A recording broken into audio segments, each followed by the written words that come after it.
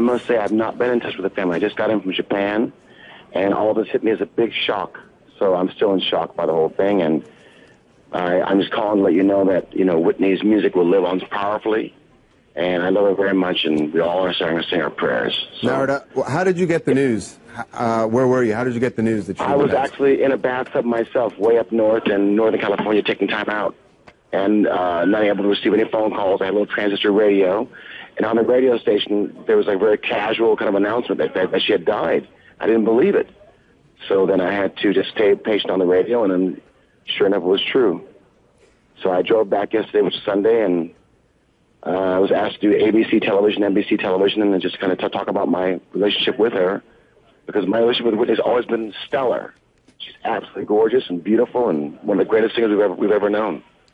So, you know, we've been reporting about, you know, issues with prescription drugs, with alcohol. What do you know about this? I mean, you were around her a lot. I mean, she just had these demons that she tried kicking time after time in rehab multiple times and just wasn't able to do it. Yeah. From my side, I never saw it. Of course, most of my smashes were done in the early Whitney period, and then I would see her, you know, all the time throughout the years. But honestly, I never saw it.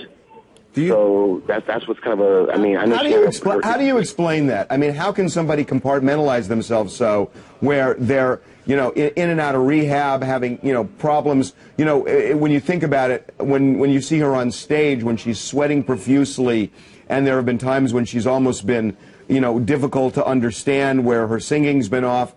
How can she compartmentalize that so you never would see it? That I can answer, honest to God. I just know that she's done such wonderful things, and I want to stay very focused on the positive of her and her passing right now. And that's what I have to say about her. I love her very, very much. Well, look, it's a great loss for all of us. And we truly appreciate you calling. And I got to say, your collaboration with her became one of the benchmarks of music. It really is. Yeah, I'm very proud of our work.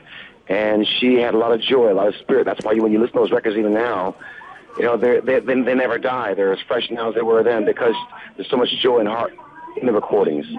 So God bless her. I'm still in shock by the whole thing, and I'm happy to tell you and tell all your listeners that, you know, have the faith that things are going to work out really beautifully for everybody. But I'm very sad right now. Okay, I had one other question. I know you're very close with Clive Davis. How has he been? Have you spoken to him since Whitney's death? No. Unfortunately, I tried to reach out to him, but I couldn't get through. But I sent Clive my love. He's you know, our partner in all this, and his company, Arista and J Records. So I'm making a prayer for his, you know, soft heart right now, because I know it's hurting very hard. I talked to Stevie Wonder. I talked to Carlos Santana. They all send their love and you know, support. Okay, listen, we really appreciate you spending a few minutes with us. Thank you very much. We're going to take a break. We're going to take a break. When we come back, we're going to talk more about Whitney Houston, the demons that she had.